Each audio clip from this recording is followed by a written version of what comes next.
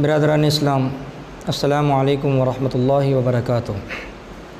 معزز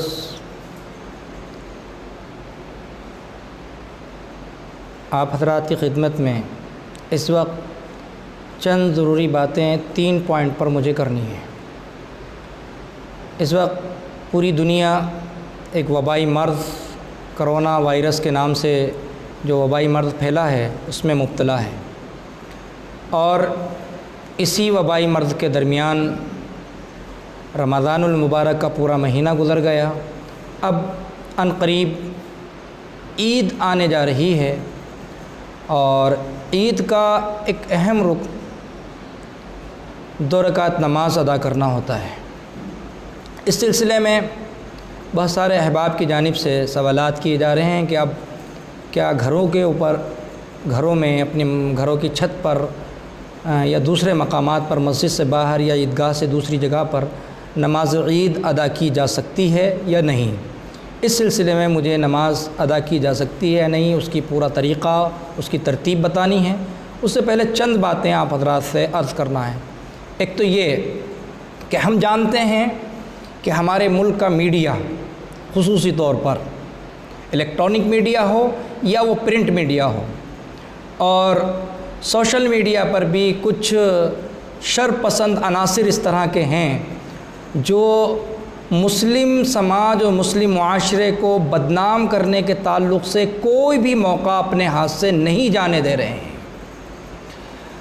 آپ نے ابھی گزشتہ دنوں میں بہت ساری خبریں اس طرح کی سنی ہوں گی، گویا کہ کرونا کو ایسا بنا کر کے پیش کیا گیا ہے کہ ملک کے اندر کرونا وائرس لانے والے ہی مسلمان ہیں، اور میڈیا نے تبلیغ جماعت کو لے کر کے اس سلسلے میں اتنا پروپیگنڈا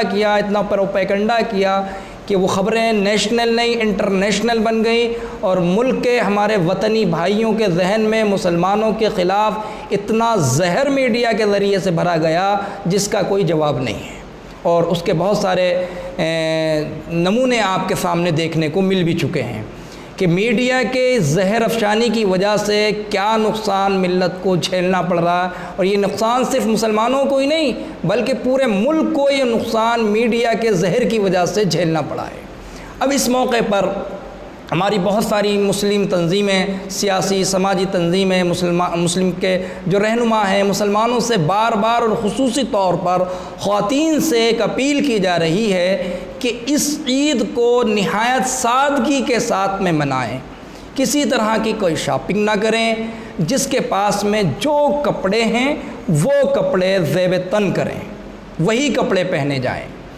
باہر سے زیادہ خرید و فروخت نہ کی جائے، بازاروں اور مارکیٹوں میں ہنگامہ نہ کیا جائے، باہر نہ نکلا جائے، کیونکہ میڈیا آپ حضرات کے پیچھے اس طرح سے پڑا ہوا ہے کہ آپ کے خلاف کوئی معمولی سا ایشو مل جائے جس کو وہ پروپیگنڈا کر کے پورا کا پورا یہ جو جتنے بڑھتے ہوئے آنکڑے ہیں ان سب کو مسلمانوں کے اوپر لا کر کے تھوپ دیا جائے۔ آپ اندازہ لگائیے، جس وقت ملک کے اندر تقریباً 500 کے قریب کیس تھے تو پورے ملک کو فل لاک ڈاؤن کر دیا گیا تھا، اور آج کے ٹائم میں تقریباً 80,000 سے زائد کیس کرونا کے ہیں۔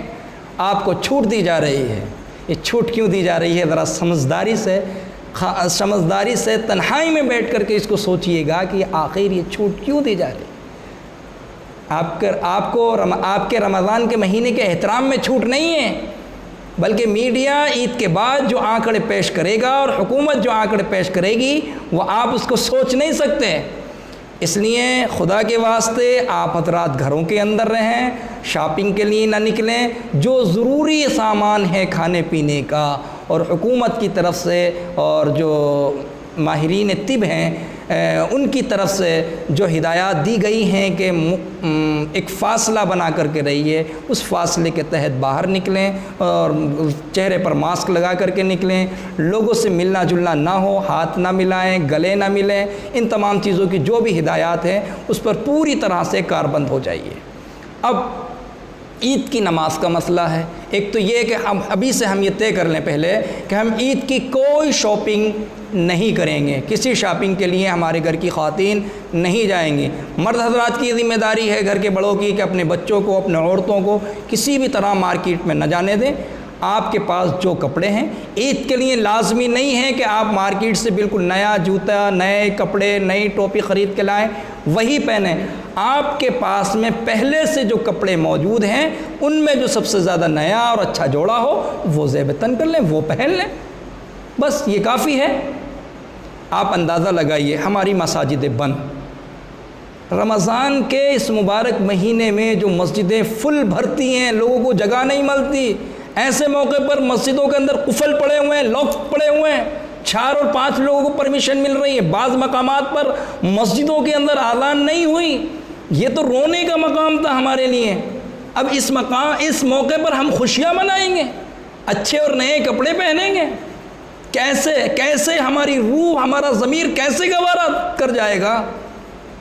یاد رکھیے اچھے اور نئے کپڑے پہننے کا نام عید نہیں ہے۔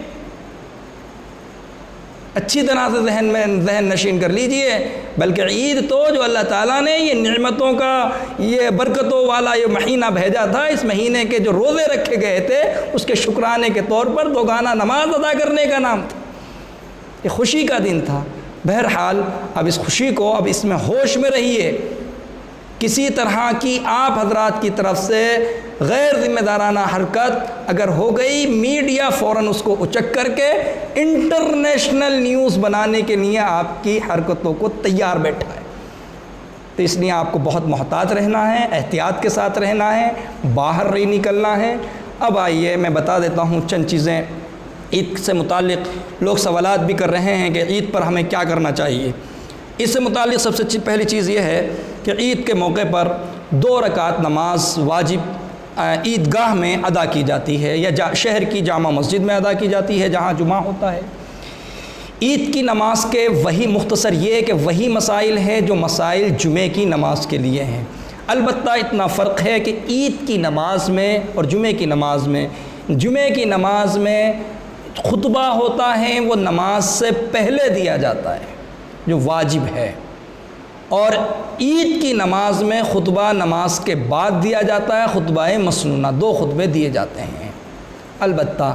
اب آپ اس کی ترتیب سماعت فرما لیں کہ جس طرح جن مکانات پر اب تک گزشتہ 2 مہینوں سے جمعے کی نمازیں ہو رہی تھیں، اور جو شرائط ہیں کہ جمعے کی نماز کے لیے 4 لوگوں کا ہونا لازمی ہے، بالغ وہ مرد ہوں جن کے اوپر جمعہ واجب ہے، ایسے افراد 4 جمع ہو کر کے عید کی نماز ایک جگہ ادا کر سکتے ہیں۔ عید کی نماز اب میں پہلے عرض کر چکا، یا تو شہر کی جامع مسجد میں جہاں جمعہ ہوتا ہے یا عیدگاہ میں ادا کی جاتی، لیکن اب یہ مجبوری کا مرحلہ ہے، تو اس موقع پر 4 افراد جہاں جمع ہو جائیں وہ عید کی نماز ادا کریں۔ بڑا مجمع 15، 20، 25، 30 لوگ جمع کر کے کسی طرح کی مصیبت کسی بھی طرح مول نہ لیں۔ اس میں جو 6 زائد تکبیریں کہی جاتی ہیں، ان 6 زائد تکبیروں کے ساتھ میں 2 رکعت نماز ادا کر لی جائے، اور خطبہ بعد میں خطبہ مسنونہ پڑھا جائے۔ جتنے لوگ وہاں موجود ہیں 4 یا 5، اس سے زیادہ نہ ہوں، وہ خطبہ سن لیں۔ ایک صاحب جو امامت کر رہے ہیں وہ خطبہ پڑھ کر کے سنا دیں، لکھا ہوا ہے، زبانی یاد ہے تو زبانی سنا دیں۔ یہ مختصر بہت سارے خطبے آج کل شائع ہو رہے ہیں، سوشل میڈیا وغیرہ پر بھی پرنٹ میں بہت سارے لوگوں نے پرنٹ کرائے ہوئے ہیں، ان کو پرنٹ لے کر کے وہ خطبہ پڑھ کر کے سنا دیا جائے۔ اب ترتیب سمجھ لیجئے، عید کی نماز کی ترتیب، کیونکہ عام نمازوں سے ذرا سا اس کی ترتیب ہٹ کر کے ہے، 1 سال میں 2 مرتبہ موقع ملتا ہے، اس لیے بھول ہو جاتی ہے۔ اس کی ترتیب سمجھ لیجئے۔ اولاً تو عید کی نماز کا وقت سورج نکلنے کے بعد میں اور چاشت کے وقت تک رہتا ہے، اسی درمیان میں اس نماز کو ادا کیا جائے۔ 2 رکعت نماز کی سب سے پہلے عید کی 2 رکعت نماز کی نیت کی جائے، زبان سے کر لی جائے تو کوئی حرج نہیں ہے۔ اب اگر کسی نے دل میں ارادہ کیا ہے کہ میں عید کی 2 رکعت نماز پڑھنے کے لیے نکلا ہوں، یا 2 رکعت نماز یہاں گھر پر ادا کر رہا ہوں امام کے پیچھے، دل کا ارادہ ہی کافی ہے۔ اس کے بعد امام صاحب کے پیچھے آپ لوگ کھڑے ہو جائیں گے، امام صاحب اللہ اکبر کہہ کر کے نیت باندھیں گے، آپ بھی امام کے پیچھے اللہ اکبر کہہ کر کے نیت باندھ لیجئے۔ جب آپ کی نیت بن جائے تو اس کے بعد میں ثنا سبحانک اللہم و بحمدک یہ آپ پڑھیں گے۔ اس کے بعد امام صاحب اللہ اکبر 3 مرتبہ کہیں گے۔ پہلی مرتبہ اللہ اکبر کہہ کے ہاتھ چھوڑ دیجئے، دوسری مرتبہ اللہ اکبر کانوں تک اٹھائیے ہاتھ، پھر چھوڑ دیجئے، تیسری مرتبہ اللہ اکبر کہتے ہوئے ہاتھ باندھ لیجئے۔ پھر اس کے بعد امام